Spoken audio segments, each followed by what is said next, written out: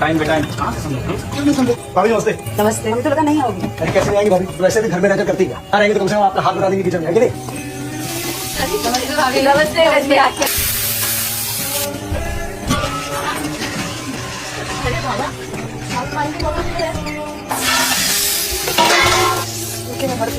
सुनिए सुनिए, वो पंखा नहीं चल रहा, ठीक कर देंगे। आ रहे हैं। देख ले रहे हो तुम क्या? बच्चे आ जा रहे हैं यहाँ पर। जॉली जॉली, हाँ मम्मी, थाली लग गई है, पहले को खाना खिलाओ। एक मिनट। बहुत खेल ली हो, तुरंत आओ।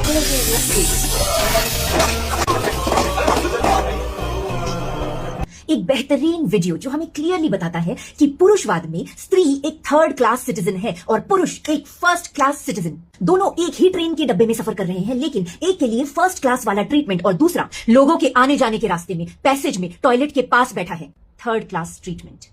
जिन माताओं बहनों को ये बात समझ में नहीं आई आज तक, मैं बताती हूँ क्यों नहीं आई। क्योंकि उन लोगों के पास सेल्फ रेस्पेक्ट नाम की कोई चीज ही नहीं है।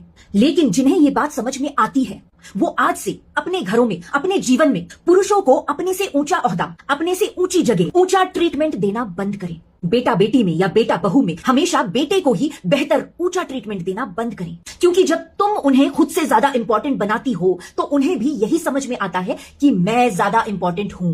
तुम इसे प्यार समझ रही होंगी, लेकिन वो इसे प्यार नहीं, तुम्हारी हैसियत समझ रहा है। संस्कार, संस्कृति, परंपरा, भगवान का फैसला समझ रहा है कि यही हैसियत है तेरी, मैं बड़ा तू छोटा। तुम सिर्फ अपने घर में कर रही होंगी, लेकिन बेटे के दिमाग में क्या मैसेज जा रहा है कि आदमी फर्स्ट क्लास सिटीजन होता है, औरतें थर्ड क्लास सिटीजन होती हैं, उनके साथ ऐसा ही होना चाहिए, यही तो नॉर्मल होता है, कुदरत का नियम है।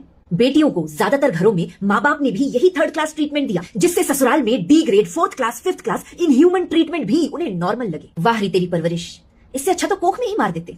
बट नहीं, इससे तो पुरुषवाद की फ्री लेबर की सप्लाई ही रुक जाएगी। ना ना ना ना, बेटी बचाओ बेटी पढ़ाओ, फ्री लेबर्स की सप्लाई रुक गई तो पुरुषवाद क्रैश डाउन हो जाएगा। इसी तरह से समाज में गलत से गलत प्रथा को भी नॉर्मलाइज किया गया है। कन्यादान, दहेज प्रथा, बेटी की विदाई, बेटों का कंफर्ट, बहू मायके से खाली हाथ वापस नहीं आती, बहू के माँ बाप समधियों के पैर छूते हैं, दूल्हे के पैर धुलाते हैं, परमानेंट नौकरानी, बहू सुबह उठकर घर के सारे काम करेगी, बेटी को मत उठाओ वो आराम करेगा। ये सब रूल्स भगवान, अल्लाह, जीसस ने नहीं, पुरुषों ने लिखे हैं और बेवकूफ अनपढ़ औरतों को बोल दिया कि ये भगवान की इच्छा है, आज से तुम हमारी सेवा करोगी। हाँ, ये खुद भगवान ने बोला है, हम खुद सुनकर आए हैं। उन औरतों का क्या है, उन्हें तो भगवान चाहिए था, पति में मिले या पत्थर में।